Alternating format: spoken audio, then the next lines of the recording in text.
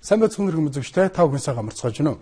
Монгол Медиа агентлаг цаг үрд мэдээлэл хөтөлбөрөөр пүрэв гарагийн яаж дугаарыг үзүүлэхэд бэлэн боллоо. Эхлээд хөтөлбөрийн тавьж байгаалагтай танилцсан. Монгол Улсын ерөнхийлөгч Савскопи Сенцийн дуучлал үзүүллээ. Согтугаар тээврийн хэрэгсэл жолоодвол сая төгрөгөөр торгож эрхийг нь хасах тухай хуулийн зэслийг өргөн мэдүүлээд байна. Газвартын ордыг ашиглах нь зөв буруу эсэх асуудлаар бүх талууд байр сууриа илэрхийллээ. Хонхон дуурахаар намран таг гихчээр шин төрхөд ажиллах боловсон хүчин дутагдaltaй байна. Төмөр замын бүтээн байгуулалтыг Оросуудтай хамтран урагшлуулна. Яармгийн гэр хорооллыг шөнө нь өдөр шиг гэрэл гээгээтэй болгож чадлаа. Ганжуурын номын өргөний нээлт өнөөдөр боллоо. Эдгээр болон бусад мэдээллийн дэлгэрэнгүй цаг үр хөтөлбөр үзүүлэх болно. Монгол Улсын үндсэн хуульд заасан буруу эрхийнхээ хүрээнд Монгол Улс ерөнхийлөгч Илбэгдорж зарлиг гарган зарим хүн дуучлал үзүүлж эдлээгүй үлдсэн 20 хялаас нь бүрэн чөлөөллөө. Татвар төлөхөөс зайлсхийсэн гэх хүнцлээр Монгол Улсын иргэн мөнх очир нарын 3 хүнд мөн ижил нөхцлөөр ядлагдж байсан Savsco Business компани удирдлагад ажиллаж байсан Justin Kaplan нарын 3 хүнд уучлал үзүүллээ. Татвар төлөхөөс зайлсхийсэн хэрэгээр ял эдэлж байсан мөнх очир Бат Мегмар Баасан цэрэн нар нь анх удаа хэрэг үйлдсэн гэм бурууга ухамсарлан өөр төлбөрөөр бүрэн барагдуулсан эдлэх ялын хугацааныхаа дийлэнхийг биечлэн эдэлсэн хүмүүс тул Монгол Улсын ерөнхийлөгч уучлал үзүүллээ.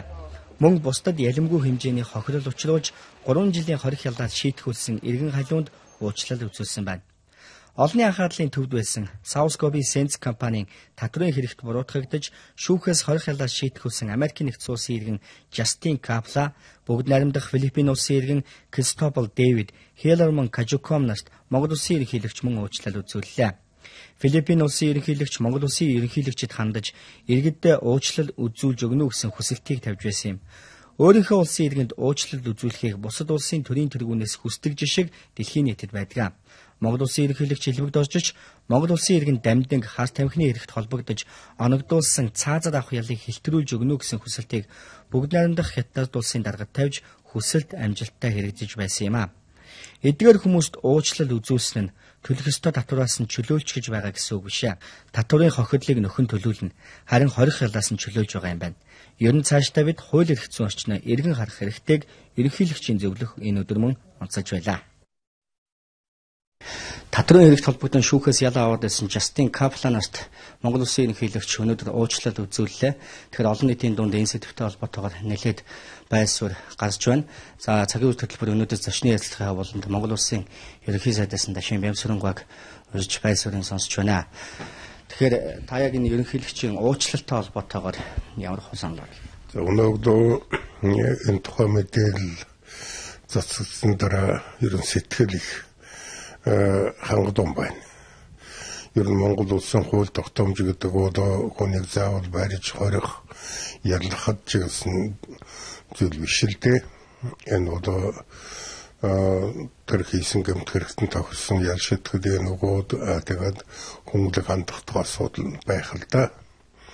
Тэгээ манай улс ч өөрөөр арчсан улс гэдэг хүнийг зовоох тарчлах юм уу тийм асуудал аль болохоор бүү байгаасаа л гэж боддог юм.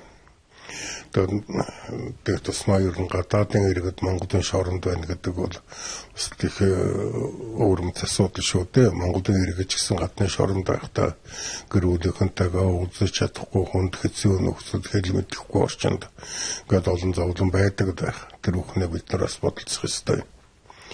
Тэгээд нэг талаас нь нөгөө талаас үүхтэй зэрэг цаад компаниана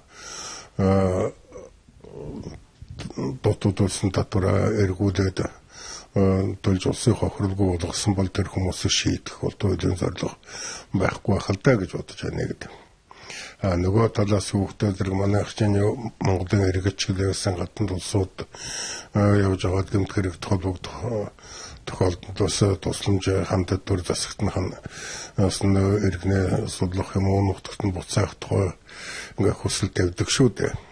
Тэгэхээр Монголын шүүхэр шийдэгдээд ялагдж байгаа даатын 3 хүний асуудлыг тухайн орны төрийн тэргүүнүүд нь тэгээд хууль тогтоох шүүх засаглалын байгууллагууд нь хүсэл тавьж уучлаач гэж хүссэн нөхцөлд Монгол Улсын ерөнхийлөгчийн хүсэлтөнд хүлээж аваад уучлал үзүүлнэ гэдэг бол маш их хүнлэг хандлага.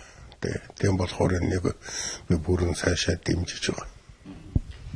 Зарим нэг дуу хоолой сонсогдож байна л да. Шүүх бүх хүний өмнө одоо тэгшэрх байх хэвээр. Энэ бас нэг арчлалын зарчим энэ төр гэсэн зүйлсийг бас ярьж байна л да. Зүгээр дөө. Тэг шүүхүүд бүхэн хүний хувьд шудраг тэгш хандах хэвээр шүүхөөр шийдвэрээ гаргаад энэ хүмүүст ялуунууд. Тэгэхдээ ялууноос нь нөхцөлдөө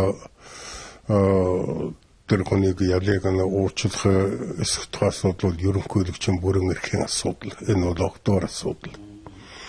Тэгэхээр Монгол улс бол хүнийг шийдэх, яллахыг голчлох биш, хүмүүнлэг ханддаг улс орн юм байна гэдгийг дэлхийн нийтэд харуулж байгаа утгаараа ерөнхийлөгчийн алхам нь гадаад улс төрийн хандлагын талаас ч гэсэн Монгол улсын хэрэг ашиг хамгаалсан Монголынхоо нэр төрийг өргөсөн сайхан алхам боллоо шүү дээ.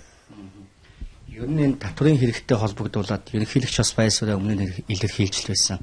Заавал эрүүгийн хэрэгээр биш, иргэний хэрэгээр шийдэж болох зүйл өөр төлбөрийн барагдуулаад торгуул ялбарын ногдуулаад төлсөн тохиолдолд энийг заавал эрүүгийн хэрэгээр болгож ингэж хорих цагдах байдлаар шийдэх тийм албагүй юм гэдэг тийм санал бас гарч илээ л дээ. Зөв шүү дээ. Тэгээ ер нь татврын бодлон гэдэг бол аль ч улсад байдаг. Холдын жишээ юм да миний мэдхээр Америк нэгдсэн улсууд ерөнхийлөгчээр яг энэ татврын асуудалд орж байлаа, том буш татврын асуудалд орж байлаа, клиентнийхэн татврын асуудалд орж байлаа. Тэгээд нэг заавал татвар дутууд үлсэн байна гэдэг хүнийг аваад шорно хийгээд байдаггүй юм байна тэ нэгд нөгөө талаас хүүхдээ зэрэг ер нь татврын хувьд маань өөрөө нэг утгаар уншигддаг. Нийтэд бол яг нэг л утгаар хэрэгждэг юм байх нь зөв л дөө. Яг атан саяын хүмүүсийн асуудал дээр чинь эхлээд нэг том тоо яриа сүлд нь өөрчлөгдөд байна. Тэгээ 3 шатамжаад 3 өртөө ярьж аваад адаглаад 2 нь худлаа ярьж байгаа гэдг нь л мэдэгдээд байгаа шүү дээ. Тийм учраас Монголын хувьд бол нэг утгаар ойлгогдохгүй гэсэн үг. Энэ дээрээс цаашдаа бидэнд бодох юм биш дээ бас. Эдийн засаг хүндэсний нөхцөл байдалд бас Монгол улс гадна талд ямар харагдах вэ гэдэг бас энэ үйл явдал дээрээс харагдана гэж олон шинжээчд мэрэгчлэтнүүд бас дүгнж хэлж байсан л та. За ер нь энэ үйл явдал Монгол улсын гадаад өнгө төрх нөгөө талаас энэ дипломат харилцааныхаа хувьд ер нь хэр эерэг үр нөлөө үзүүлэх бол. Ер нь яг Монгол улс татвар төлөх ёстой гэдэг юм байна. Татвар төлөхгүй бол бас хатуурхдаг юм байна гэдэг нэг талдаа дохио өглөө. Нөгөө талдаа Монгол улс бол дэлхийн хамтын нийгэмлэг төр өөрийн оронд нь хөрөнгө оруулалт хийж байгаа улсуудын төр засгийн хүсэлтийг хүлээж авдаг юм байна. Энэ бол хүний төлөө өснө нэмжийн сэтгэлтэй ийм төр засагт орох юм байна гэсэн ойлголт төрүүлэхэд дамжиггүй шүү дээ. Яа байдлаа хэлсэн. Монголын мэдээ агентлагийн цагур төлбөрөөр үзүүлж анхаарлаа хандуулж баярлалаа. Урт нэртэй хуулийн дагаж мөрдөх журмын тухай хууль батлагдсаны дараа Төв аймгийн Борнуур сумын нутаг дэвсгэрлэх газвартын алтны урд газрыг ашиглах эрх зүйн орчин бүрдсэн. Энэ урд газартай ойролцоо хүннүүгийн булш бунхан бүхий түүхийн эдүүлгийн зүйлс ноён ууланд хадгалагдж байгааг олон улсын болоод дотоодын түүх археологийн экспедицүүд 1900-аад оноос эхлэн илрүүлэх болсон. Ийм шалтгааны улмаас иргэний нийгмийн байгууллагууд ноён уулаа аврыг хөдөлгөөн байгуулан 13 хоног үлсгэлэн зарласан. Үлсгэлэнг тараснаас хойш ноён уулын асуудлаар Монгол Улсын ерөнхийлөгчийн байр суурь олонний дунд түлээлт бий болгож байна. Энэ асуудлаар студид сэтгүүлч ариун цэцэгтэй ярилцах гэж байна. За тэгэхээр өнөөдөр иргэний танхимд ноён уулын иргэн тойрон сэдвээр нээлттэй хилцүүлэг зохион байгуулсан. Энэ хилцүүлэгт ямар төлөөллүүд оролцсон байна? Тэгэхээр өнөөдрийн хилцүүлэг бол Монгол Улсын ерөнхийлөгчийн үүрэг даалгаврын дагуу зохион байгуулагдсан. За иргэний нийгмийн байгууллагууд Монгол Улсын засгийн газар, шинжлэх ухааны академи, за Central Gold компани болон одоо ноён уулын аврыг босоо хөх Монгол хөдөлгөөний өлсгөлөнд оролцсон хүмүүс энэ хилцүүлэгт оролцож өөрсдийн байр сууриа илэрхийлсэн байгаа. За түүнчлэн Сэлэнг аймгийн Мандал сумын иргэдийн төлөөлөгчид оролцсон гэдгийг тэмдэглэх хэрэгтэй. За энэ хилцүүлгийн эхэнд ноён уул болон гацууртын орд газрын тухайд Монгол Улсын ерөнхийлөгч бичлэн ирж байр сууриа илэрхийлээгүй ч гэсэн ерөнхийлөгчийн тамгын газрын дарга цагаан одоо түүний байр суурийг тав тодорхой илэрхийлсэн байгаа. За ингээд Монгол Улсын ерөнхийлөгчийн ноён уул болон гацууртын орд газрын талаар илэрхийлсэн байр суурь болоод бусад одоо хилцүүлэгт оролцогч талуудын байр суурийг тэнцвэртэйгээр хүргэе. Ер нь Монгол Улсын ерөнхийлөгчийн одоо байр суурь бол тэр хүннүүгийн үеийн булшийг бол дур зоргоогоор одоо ухахгүй байх, хөндөхгүй байх нь зүйтэй гэдэг бол байр суурь бол хэвээрээ байгаа. Энэ байр суурьнд хатуу байгаа. Өнөөдрийн одоо энэ тогтоосон байгаа нөөцөөр бол гацууртын орд бол эдийн засгийн үр ашигтай БЦ зэрэгээр 17.1 сая тонн өдөрт 50 тонн алт. Тодорхой нөхцөл үр ашигтай БЦ П зэрэгээр 10.6 сая тонн өдөрт 26.1 тонн алт, нийтдээ бол 76.1 тонн алтны нөөц байна гэдгийг бол эрдэс соёлын мэргэжлийн зөвлөлийн нөөцийн хурлаар бол баталгаажуулсан байдаг юм а. 2005 оны 5 дугаар тогтоолоор ноён уулын газрыг ингэж юу авсан байгаа? Тусгай хамгаалалттай газарт авсан байгаа. За энэ газар бол энэ лицензийн талбайгаас бол талбайтад авцалгүй байгаамаа. Өнөөдөр Монгол улс яагаад ноён уул ноён гэж яагаад хэлсэн юм? Яагаад ноён ууландаа тултал эцэг өвгдийнхаа алтан шарилыг хүндтэл яагаад хойч үеэс ингэж хулгайлж байгаад би үнэхээр гайхаж. За гацууртын амны хувьд бол яг энэ талбайд бол дурсгал илрээгүй гэсэн одоо тайлан өгсөн байдаг. Одоо тайлан дээр бол дүрдэгдсэн байгаа. Энд бол дурсгал бол илрээгүй. Харин талбайн одоо лицензтэй талбайгаас гадна 200-аас 2 км-ийн зайд бол 5 дурсгал илэрсэнийг бол одоо тайлан тэмдэглэсэн юм байдаг байна. Газар доорх хэрэглэж байгаа технологи маань өөрөө хүнийгийн олдворт нөлөөлнө гэдэг юм ярьж байгаа. Тэгвэл нэг асуудал байгаа. Би нэг уг асуудлыг одоо иргэний нийгмийн байгууллагаас гаргаж тавьсны хувьд бол тэр цэвдгийн судалгаа гэдэг юм одоо болтол та нар яагаад гаргаж өгч чадахгүй вэ? Төрийн захиргаач тэр Сентеро Голдч тэр энэ яамч гэсэн тэр энэ чи ердөөсөө цэвдэгт нөлөөлөх тектоник хавтангийн үе давхарт нөлөөлөх үйл ажиллагаа байгаа шүү дээ. Цэвдэг гэдэг юм ер нь яг юугаар бол үндсэн чулуунд байдгүй. Төр зуурын тэр улирлын цэвдэг хэрвээ байсан бол тэр шороо ордын явцд байхгүй болсон. Одоо манай энэ Сентерог бол Монголиа гэдэг энэ компани ашиглалт хийхэд бол шууд үндсэн чулуунд тийм. Манай сумын нутаг дэвсгэр дээр энэ уулуурхан үйл ажиллагаа явуулж бүх компаниудын мэдээллийг өгөөч гэсэн тэрний хариу. Тэгээ энэ дээр үндсэндээ ноён уулын бүхэлдээ ашиглалтын болон хайгуулын цэцэрлүүд хамаарчдаг байна. Тэгэхээр энэ одоо стратегийн гэдэг ангиллаар энэ бүгд ингээд хамрагдаад явчих уу? Тусгай зөвшөөрлийг тусгай хэрэгцээнд авч цуцлах юм бол 56-гийн 1-3 дээр тухайн талбай тусгай зөвшөөрөл эзэмшигчдэд нөхөө олгорыг бүрэн төлсөний дараа цуцлах юм боломжтой байна. Энийг ерөөсөө бид нар хийцдэг асуудал биш байх гэж бодоод байгаа. Монголын нийт ард түмнээс санал асуулгаар энийг ухуулах үгүй, ноён уулыг өнөөдөр ухах юм үгүй гэдгийг маш олон одоо иргэдийн Монголын нийт ард түмнийхээ санал асуулгаар шийдэж болохгүй юм уу? Өмчийн эрх зүйн талаас гол суур хуулиа өнөөдөр хүртэл гаргаагүй байгаа учраас энийн дээр энэ олон маргаанууд явагддаг. Уул уурхай ашиглах эзэмших нь яах вэ? Эзэн байж нийгэм өөрөө нэг талтай орно шүү дээ. За өнөөдөр энэ хилцүүлгийн эцэст хэд хэдэн асуудалд оролцогч талууд санал нэгдэж байсан. За эхний асуудал нь бол ноён уулын эргэн тойронд одоо соёлын өвийн талаар наривчлсан судалгааг дахин хийж олон нийтэд энэ талаарх мэдээллийг бол ил тодруулах шаардлагатай маа гэдэг дээр санал нэгдэж байсан. За хоёр дахь нь бол Centro Gold компаниг бол орон нутгийн иргэдтэй хамтарч ажиллах шаардлагатай байгаа гэдэг дээр санал нэгдсэн. За энд бол жишээлбэл Centro Gold Mongolia компани гацууртын орд газарт үйл ажиллагаа явуулж байхдаа ямар нэгэн одоо жижиг дунд үйлдвэрлэлийг дэмжих санд хөрөнгө оруулалт хийсэн гэж мэдээлсэн боловч энэ талаар орон нутгийн жижиг дунд үйлдвэрлэгчдийн холбоо бол ямар нэгэн мэдээлэл байгаа нь илэрч байсан. За үүний дараа бол уул уурхай салбарын тухай нэгцэн ойлголттой болох ёстой маа гэдэг дээр санал нэгдэж байлаа оролцогч талууд. За энд жишээлбэл гацууртын орд газрын техник эдийн засгийн үндэслэл болон дүн шинжилгээг одоо иргэний нийгмийн байгууллагууд байгаль орчны иргэний зөвлөл гэхэд одоо ямар нэгэн мэдээлэлгүй байсан нь бол энэ үеэр ил тод илэрхий болж байлаа. За хамгийн сүүлд гэвэл төрийн нийтийн өмчийг захиран зарцуулах одоо ийм хуультай болёо гэдэг дээр өнөөдөр энэ хилцүүлэгт оролцогч талууд санал нэгдэж байсан юм а. Студид доктор Ариун Цэцэг ажиллаа баярлалаа Ариун Цэцэг. За би цаг үр хөтөлбөрийг Орос улсын улсад ажиллаж байгаа манай сурвалжлагч Чотгонтой Ишторч нар бэлтгэсэн мэдээ сурвалжлагаар үргэлжлүүлж байна. Монгол улс байгалийн баялгаа зах зээлд үн хүргэхийн тулд зам харилцаа тэр дундаа төмөр зам зайлшгүй хэрэгтэй. Бид өөрсдөө төмөр зам байхыг хичээж байна. Түүнээс гадна Орос улсын Дорн Сибирийн төмөр зам болон далан бомтуудыг ашиглаж нүүр сулан бусад тээвэрлэлтийг хийх сонирхол манад байдаг. Дамжин өнгөрөх тээврийн бодлого Монгол Орос улбаны улс бүгд найрамдахад ард улсын хоорондох хэрэг хэлэлцээрээр шийдэгдэх учиртай. За хөрш орнуудын төрийн тэргүүнүүдийн альчлуудаар яригдж байсан асуудлуудыг ажил хэрэг болгох зорилгоор зам тээврийн сайдын төмөрхөө Орос улбаны улсад ажлын альчлал хийж байна.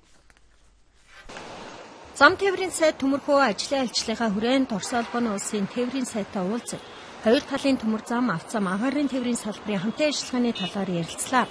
Тухайлбал Дорн Сибирийн төмөр зам далайн бомбтуудаар дамжуулан бүгд 8 Солонгос улсын Рашан бомбтэр Монголын нүүрсийг хүргэн ингэснээр бүгд 8 Солонгос улсын зах зээлд эрчим хүчний нүүрс нийлүүлэх боломжтой гэж тооцож байна. Цаашдаа 2016 он 6 сая тонн, 2020 онд 20 сая тонн ачаа тээвэрлэх боломжгүй. Үүнийг ашиглах хэрэгтэй гэж үзэж байгаагаа энэ үеэр хэлж байлаа.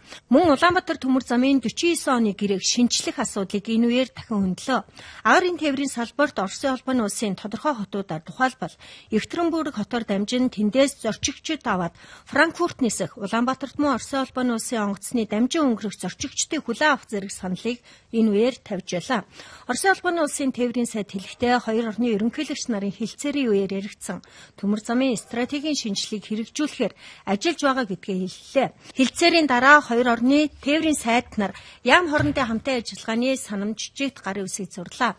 Тээврийн салбарын дамжин өнгөрөх төмөр зам болон авт замын тухай асуудал эргэцэн ухаан хотноо болох гурван улсын төрийн тэргүүн нарын уулзалтаар шийдэгдэнэ гэсэн хүлээлт байгаа.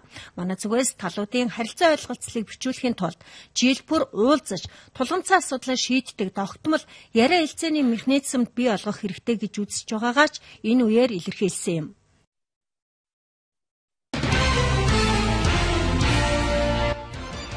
Засгийн газрын хуралдаанаар концессийн барихыг шилжүүлэх төрлөөр хэрэгжүүлэх авто замын ажлуудыг тодорхойлон батлалаа. Алтай Дарив чиглэлийн 165 км, Дашинчилэн орхины гэр чиглэлийн замын төгсгөлөөс мөрөн Тариадан чиглэлийн замын төгсгөлөг холбох 120 км, Дашинчилэн орхины гүр чиглэлийн замын төгсгөлөөс мөрөн Тариадан чиглэлийн замын төгсгөлөг холбох 112.7 км, Сонгын сум Хяргас нуурын зүүн хаяа чиглэлийн 135.5 км авто уулзалт авто замыг концессийн гэрээр гүйцэтгэгч компаниудтай байгуулах гэдгийг хөрөнгө оруулалтын газар болгож, гэрээ байгуулах ажлыг холбогдох үйл тогтоомжийн дагуу өдөртөн зохион байгуулахыг ажиглаж сайдад даалгавар. Эрдэнэс тавталгаа компани захирал Батцуурыг авилгатай тэнцэх газраас саатуулан 2461 ангид хорьсон мэдээлэл зарим цагийн цаатаар цацагддаг байна. Батцуурыг баривчилсан шалтгааныг засгийн газрын хэрэг эрхлэх газрын дэд даргасан бензингийн инженерийн нэгдэр бүтээлтэй Oil Power компанид гаргаж өгсөн 5.4 тэрбум төгрөгийн холбоотой мэдхийн гэсэн таамаг байна. Улсын хурлын намрын чуулган завсарлахын өмнө буюу өнгөрсөн 1-р сард улсын хурлын эдийн засгийн байнгын хорооны хуралдаанаар Эрдэнэс тавталгаа компанид хийсэн шалгалтын түн хэлэлцгүйгээр Oil Power компанид ямар үндсээр 5.4 тэрбум төгрөгийн нөхөн төлбөр олгосон бэ гэдэг асуудал хүндэтгэж байсан юм. Монгол улсын эдийн засгийн голлох салбар болсон геолог уулархан салбарт өнөөдөр 50 гаруй мянган хүн ажиллаж байна. Цаашид ажлын байрыг тогтвортой хадгалах 3 талын хэлэлцээрийг өнөөдөр байрлалаа. Барилгын салбарын 2015 онд үйлдвэрлэлийн ослыг тэглэгч том зорилтыг тавьж байна. Салбарын тулгамдж байгаа асуудлуудыг шийдэх, мөн цаашлаад олонсын хүчнийг бэлтгэх, ажлагчдын ажлын байрыг хадгалах гэсэн хэд хэдэн гол асуудлыг барилгын салбарын 2 жилийн хугацаанд байгуулж байгаа хамтын гэрээндээ тусгалаа.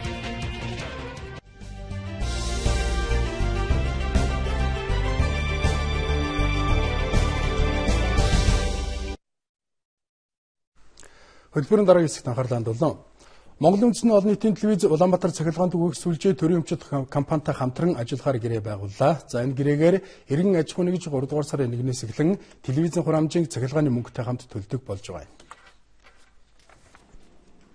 Улаанбаатар цахилгаан төвөөх сүлжээ төрийн өмчит компани за олон нийтийн телевизийн нэвтрүүлгийн үйлчилгээний хурамжийг өнгөрсөн жилүүдэд зөвхөн нийслэлийн гэр хорооллын айл өрхүүдээс төвлөрүүлдэг байсан. За харин 3 дугаар сарын 1-ээс эхлэн нийслэлийн 8 дүүрэг Төв аймгийн 16 сумын бүх айл өрх аж ахуй нэгжүүдээс төвлөрүүлэхээр боллоо. Үр ашиг багтай өндөр өртөгтэй зардлуудад зарцуулах биш, аль болох тэр яг хурамжийг тэр одоо зориултын дагуу нэвтрүүлэг, өргөн нэвтрүүлгийн үйлчилгээ, мэдээлэл бэлтгэх, одоо уран сайхны кино бэлтгэхт ч юм уу тийм энэ бүх зүйлдээ илүү зарцуулах ийм таатай боломжийг бол энэ гэрээ бий болгож байгаамаа. Бид зөвхөн гэрээ байгуулад телевизийн мөнгийг хураахаас гадна хэрэглэгчтэй олон төрлийн шинэ бүтээгдэхүүн үйлчилгээ бий болгож байгаа. Төлбөр төлөх маш олон төрлийн шинэ хэлбэрүүд бий болсон. Онлайн төлбөр тооцооны систем бий зүрнээрээ ажиллаж байна. Завадахгүй банкуудын ATM-ээр дамжуулж төлбөр төлдөг болно. За төрийн үйлчилгээний түц машинаар төлбөрөө төлөөд хор хамжаа төлчих боломжтой. Монголын үндэсний олон нийтийн радио телевиз нь олон нийтийн эрх ашигыг хамгаалж тэнцвэртэй үнэн бодиттой мэдээллийг хүргэдэг гэж иргэд үнэлдэг. Энэ итгэлийг бид алдахгүй. За хүргэж байгаа уран бүтээлийн чанарыг улам сайжруулахад 258 мянган гаруй хэрэглэгчтэй Улаанбаатар цахилгаан түгээх сүлжээ төрийн өмчит компанитай байгуулсан гэрээ чухал нөлөө үзүүлэх болно гэж тооцож байгаамаа. Цагтугаар замын хөдөлгөөнд оролцсон зөрчлийн улмаас өнгөрсөн онд 179 хүн амнасаа алдаж 260 гаруй хүн барьжээ. Цагтугаар тээврийн хэрэгсэл жолоодох зөрчил нэмэгдсээр байгаа. 2013 онд 39 мянган жолооч, харин 2014 онд 50 мянган жолооч ийм зөрчил гаргажээ. Замын цагдаа нар 2004 онд энэ зөрчлийн улмаас 9400 гаруй жолоочийн эрхийг нь хасаж байсан бол өнгөрсөн жил 40400 жолоочийн эрхийг хассан байна. Манай улсад цогтой жолоочийн эрхийг нь хасаж 7-оос 30 хоног баривчилдаг хууль эрх зүйн орчин бий. Гэхдээ энэ тийм ч хангалттай биш. Цаашдаа цогтой жолоочийн буруутай үйлдэлээс болж бэртэж гэмтэх, амнасаа алдах иргэдийн тоо өсөх эрсдэл өндөр байна. Тиймээс цогтой үедээ жолоо барьсан хүнд их хэмжээний мөнгөнд торгуул ногдуулах зүйтэй гэж замын цагдаа болон мэргэжилтнүүд үзэж байгаа. Энэ дагуу торгуулийг 1 сая төгрөг болгох хуулийн төслийг улсын их хурл өргөн бариад байна.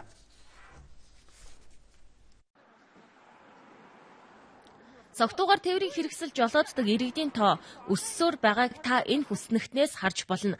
Замын цагдаа нарын судалгаагаар 2004 онд 11400 гаруй жолооч цогтуугаар тээврийн хэрэгсэл жолоодож байсан бол 2011 онд 30 мянга, за 2014 онд 51 мянга орчим болж нэмэгдсэн байна. Өдөр бүр ийм зөрчил гардаг. За өдөр дунджаар юм 60-аас 70 цогт үзлээс тогтно. Сүүлийн үед бол вирустай холбогдуулаад 80 жолооч цогтуугаар өгсөн байна. За ихэвчлэн одоо вирус төрсөн өдөр янз бүрийн шалтгаанаар вирустар суусан асуудлыг өстэй ярьдаг. Цагаан сарын орд өдөр бол гадаад хэргийн яамны хойдлын олзор дээр зам тээврийн осол гарсан. Би тэгээд тухайн үед ажил үргээ гүйцэтгэж явсан. Тэгээд очиод бол мөргсөн жолооч нь согтуур хундааны зөөл хэрэгэлсэн үедээ бол тээврээр хэрэгсэн жолоод явсан байсан. Согтуугаар жолоо барьсан тохиолдолд манайх за 6-аас 2 жилээр эрхийг нь хасах эсвэл 7-оос 30 хоног баривчилдаг эрх зүйн зохицуулалттай. Гэтэл гадны улс за өндөр мөнгөнд торгуул ногдуулдаг. Жишээ нь бүгд найрамдах Солонгос улс 3-аас 5 сая воноор торгож 15-аас 30 хоног баривчлах бас эрхийг нь хасдаг. Энэ бол дэлхийн олон оронд байдаг жишг. Жишээ нь Итали улсад ихэд хэрвээ согтуугаар автомашин жолоодж яваа зам тээврийн услагт холбогдох юм бол тухайн иргэний автомашиныг улсын дуудлага бодлогоор оруулаад дуудлага бодлогоор орж ирсэн мөнгийг нь улсын орд тоглоо ураагаа авчдаг. Ингээд ирэхээр нэг асар их өндөр торгуул дагалддаг учраас тухайн жолоочд нарт тийм даамт тулж чаддаг. Ингэснээрээ тухайн энэ гадны өндөр хөгжилтэй орнуудад бол ерөөсөө согтуугаар автомашин жолооч зөрчлөл ерөөсөө баг огт байдаггүй. Манайх хэд хэдэн хуулинд нэмэлт өөрчлөлт оруулж хэрвээ согтуугаар жолоо барих юм бол 1 сая төгрөгөөр торгох за мөн олон хоног нийгмийн тусдаа хөдөлмөр албадан хийлгэхээр байгаа юм. Энэ асуудалд иргэдийн байр суурь ийм байна. Тэр шин зэвсэг барьсан дээрэмчнээс ялгаа байхгүй шүү дээ.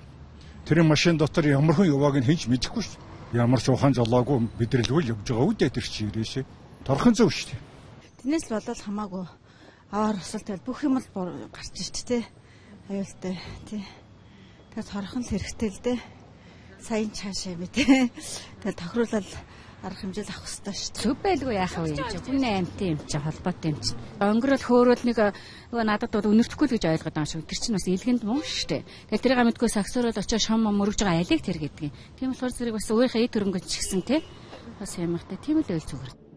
Замын цагдаа мэргэжилтэн хууль санаачлагчдын хамтран боловсруулсан хуулийн төсөл хизээ батлагдаж хэрэгжих нь одоогоор тодорхойгүй байна. Гэхдээ хуулийг баталж хэрэгжүүлээсэ гэсэн хүлээлт олон нийтийн дунд байгаамаа.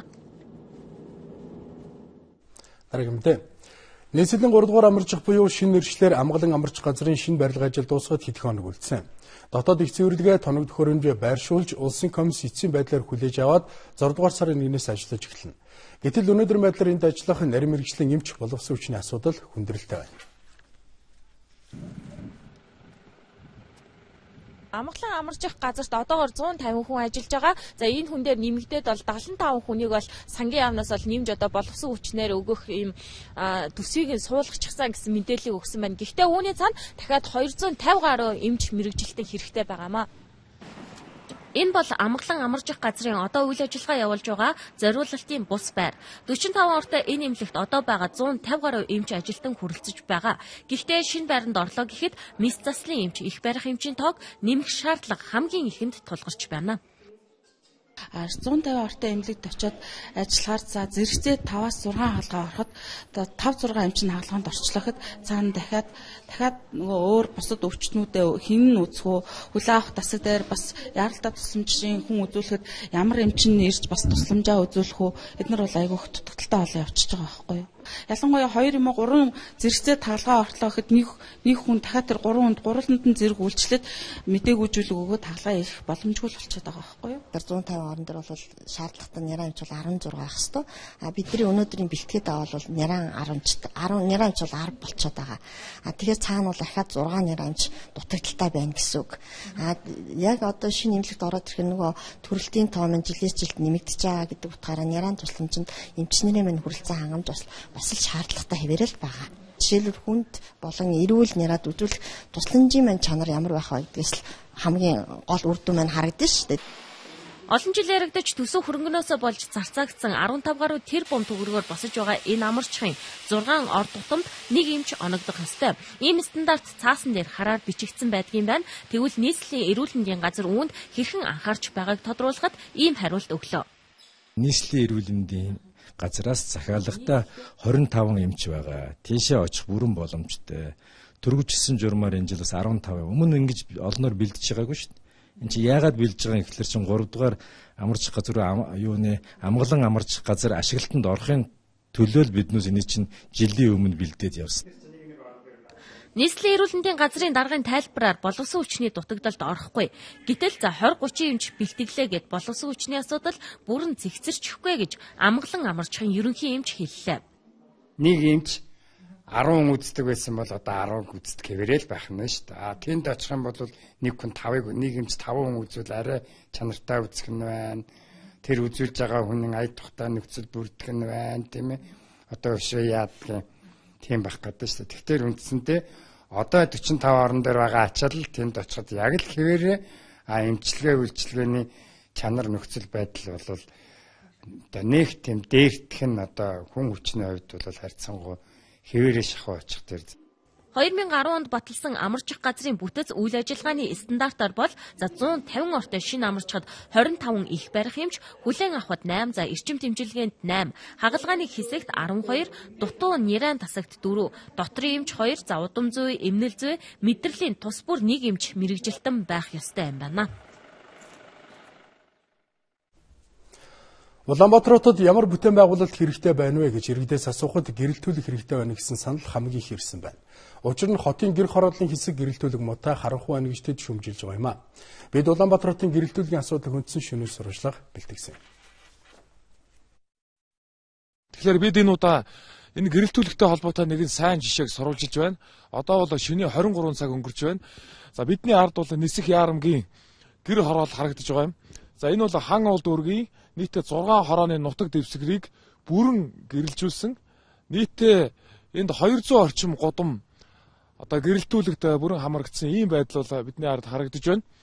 Нийтдээ 25 м тутамд гэрэл тавьсан. За энэ 6 хорооны 60 мянга орчим иргэнний бол аюулгүй амьдрах орчин бүрдсэн гэж үзэж байгаа юм. За харин энэ бол сонгон хайрхан дүүргийн орбитийн 21-р гудамж хэсгийн хавьд бид ирчгээд байна. За энд бол гудамжны гэрэлтүүлэг шон байгаа ч гэсэн асахгүй. За энэ гудамж бол ерөөхдөө ингээд айлуудын гэрийн тооны одоо гэрлэнээс өөр гэрэл харагдахгүй байгааг та бүхэн харж байгаа. Энд хаана хүн явж байгааг нь мэддэхгүй.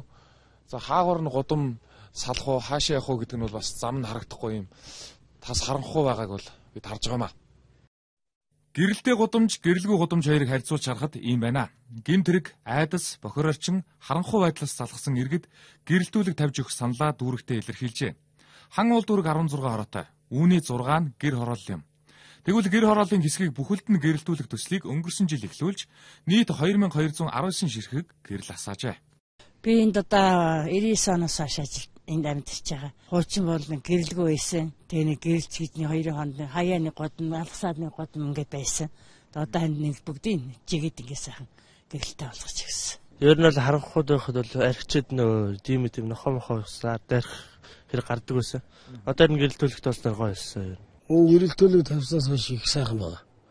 Янз бүрийн хэрэг зөрчлийн хүн байхгүй болсон. Гэрэлтүүлгээс гадна бас энэ одоо камерууд бас сайхан байна. Дэнжийн нэг камер, жалгад нэг камер, тэгээд давхар камер тавьсан байгаа. Өнгө үзэмжээд бол сайхан байна шүү дээ. Тий, өлдөө болгоо шүү дээ. Улаанбаатар бол гэрэл муутай харанхуй хот гэж эргэж өмжилдэг. Тодруулбал 2014 онд нийслэлд анх удаа 152 хорооны иргэдээсээ хотод ямар бүтээн байгуулалтыг шаардлагатай байгааг асуусан. Хамгийн их санал нь гэрэлтүүлэгтэй болъё гэжээ. Нийслэлийн иргэдийн 45.5% нь гэрэлтүүлэгтэй болох санал өгсөн байна.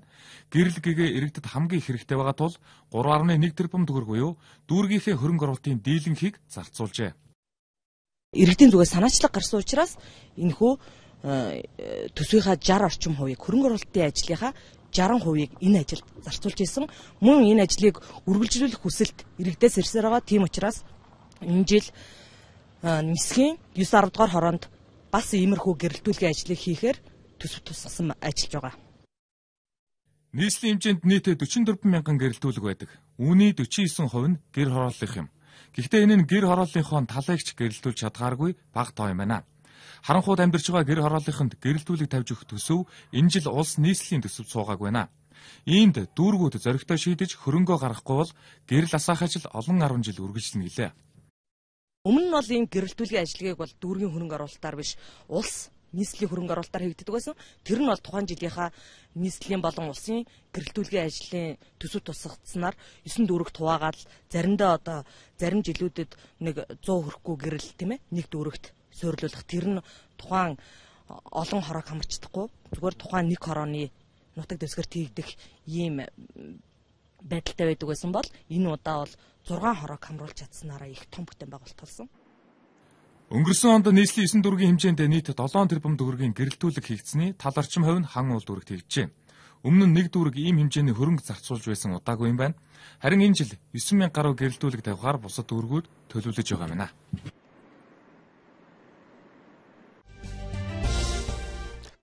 Талын хөдөлчин монголчуудаас сайж цагаан хэрмийг барьж байсан бол харин монголчууд өмнөдийн соёл дуусахгүй тул ганжуур данжуурыг эхлэнэ хөрвүүлж оюуны дархлаа тогтоож байжээ. Удам Монгол ичгээр хадгалагдаж үлдсэн 400 бат судрыг кирилл үсэгт буулгаж шин цагийн залуус төвлөрөх ажлыг цогц цагийн хүрдэн соёлын төв эхлүүлсэн байна. Ганжуур данжуур гэхээр зөвхөн шашны номлол гэж ойлгож болохгүй. Их баг 5 ухааныг номлосон энэ сударт зөв хүн байх язгуурын 5 эрдмийг заасан байдаг. Өөрөөр хэлбэл хүний амьдралын туршид тулгардаг олон бэрхшээл асуудлыг хэрхэн давж гарах цөлөх олч ухааныг өвлүүлэх хосгүй нандин өв юм а. Хүн төрлөختөн зөв зохистой амьдрах, бие биений хүндэтгэн амьдрах. Тэгээд энэ орчлон хорвоогийн жам эсийг үнэн зөвөөр нь ухаарч зөв буруу гэдэг замаас зөвийг сонгож бусдад нийгэмдээ арга гэртэй хажуу одоо байгаа хүмүүстэй тустай ёс суртахуунлаг ийм төгс төгөлдөр хүн болох сургаалыг бол энэ дотор номлосон. Энэ бол шашнаас гадна ерөөсөө манай Монголын уламжлалт мэдлэг ухаан одоо шинжлэх ухаан тэр чигтэл бас үн давхар шингэсэн бий. Одоогийн хэлээр хэлэх юм бол тэр хуучнаар бол тэжээх ухаан буюу одоогийн ангаа ухаан за тэгэл зурхаа одоо орон судлал одоо уурлаг гэдэл олон салбарын мэдлэг ухаан бол энэ ганжуур данжуурт багтсан бий. Америкийн нэгдсэн улс зөвхөн ганжуурыг орчуулахын тулд 100 жилийн төсөл эхлүүлсэн, харин монголчууд орчин үеийн бичигт буулгахад 10 жил зарцуулж байна. Учир нь бидний өвөг дээдс 8 дугаар зууны үеэс ганжуур данжуурыг судлаж эхлээд 1628 онд Лэгдэн хааны зарлигаар монгол ганжуурыг бүтээсэн байдаг. Харин 8 дугаар богдын үед монгол ганжуурыг барлан хэвлэж ард түмэнд түгээн дэлгэрүүлж байсан төвхтэй. Тэгвэл өнөөдөр монголчууд ганжуурын иргэний танхимтай боллоо. Бяцлал бүтээл за энд альжаалаа тайлаа сайхан сэтгэлийн амар амгалан төрч болов олж авах юм одоо боломжтой байх. Үүднээс энэ өргөөг нээж байгаа. Тэгэхээр энэ өргөөний ач холбогдол бол их одоо ард олонд нийтэд үйлчлэх иргэний танхим гэдэг шиг юм ард олон сүсгтэн олондоо үйлчилдэг ийм л ганжуурын иргэний танхим байна. Ганжуур данжуур гэхээр түүх соёлын үзмэр гэж ойлгодог байсан цаг ард үлднэ. Монголчууд их баг таван ухаанд суралцаж, хүн хүнээ хайрлах, зөв амьдрах, эрүүл сэтгэх гэд одоо цагт өдөр бүр сонсох болсон тэр амьдралын ухааныг олж авах үд инхүү нээгдэж байна. Хамгийн чухал нь монгол хүний оюуны дархлааг тогтоож хамгаалах хүчтэй вакцин болж чадна гэж эрдэмтэн судлаачид тодорхойлсон юм а. 2 жилийн өмнөөс таван богд компани Toyota брендийн автомашиныг аль биесны эрхтэйгээр Монголд оруулж ирдэг болсон. Өнөөдөр хүртэлх хугацаанд нийт 1000 хүн автомашин худалдаж авсан байна. 1000 дахь харилцагчаар иргэн Бямбсүрэн тодорсон байна. Иргэн Бямбсүрэн хаан банкнаас урьдчилгаа төлбөргүй 5 жилийн хугацаатай зээл авч энэ харагдаж байгаа Toyota брендийн Land 200 маркийн автомашиныг авсан байна. Ингээд тэрээр таван богд компани 1000 дахь худалдан авагч болжээ. Би 10 жилийн хаврын тэргүүн сарын шинийн 8-нд энэ Toyota маркийн шинэ автомашин худалдаж аваад 1000 дахь харилцагч болсон даа баяртай байна. Хаан банкны хамтарсан лизингийн тата нөхцөлөөр шинэ гоё машинтай болж байгаа баяртай. 1000 дахь худалдан авагчтай бидрээс оромшуулад удахгүй нэгдэх олон улсын стандартыг хангасан Toyota Центр буюу Toyota үйлчилгээний газраар 1 сая төгрөгийн үйлчлэгээ хийх эрхийн бичгийг өгж байгаа. Таван богд компани хаан банктай хамтарч за лизингээр автомашин авах хөтөлбөрөө наадмаар үргэлжлүүлэхээр төлөвлөсөн байна. Украины ерөнхий сайд өөрийнх нь улсын зах зээл дээр долларын урд өмнө байгаагүй их нийлүүлэлт хийгдсэнийг мэдгдлээ. Швед Оросд тавих барууны хоргийг дэмжиж байна. Орос Украины нисгэгчийг суллахаас татгалзлаа.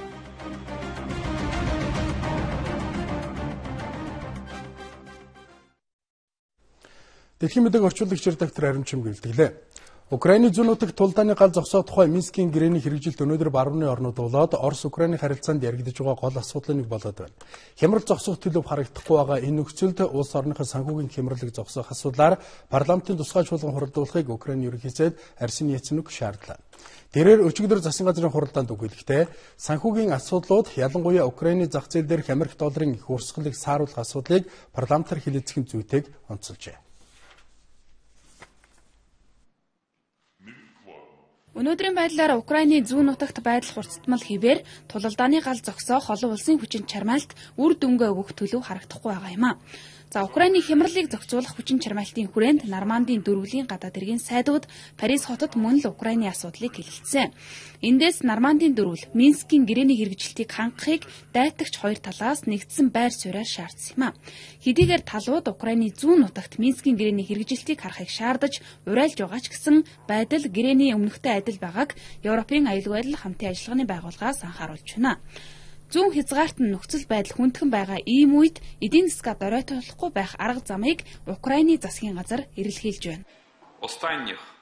Сүүлийн 9 сарын хугацаанд Украины санхүүгийн зах зээл дээр 51.5 тэрбум Америк доллар арилжаалагдсан байна.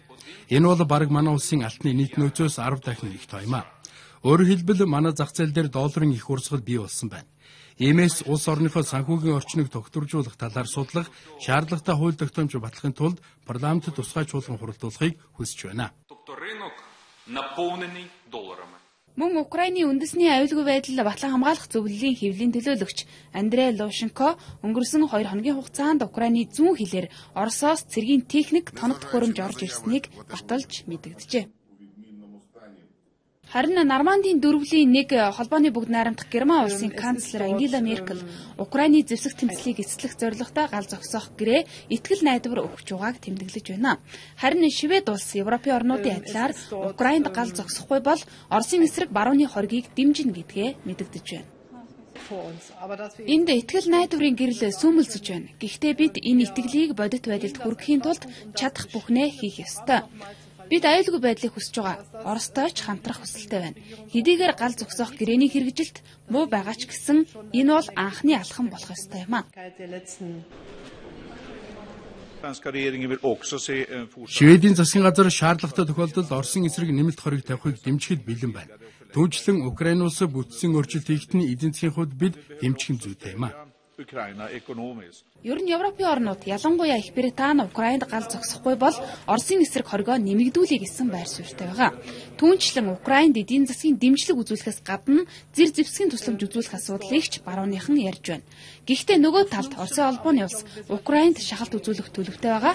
Тухайлбал Оросын холбооны улс Украиныг өмнө нь авсан байгалийн хийн төлбөрөө нэмж төлөхгүй бол хийн нийлүүлэлтэд зогсоох асуудлыг ч хөндөж байна.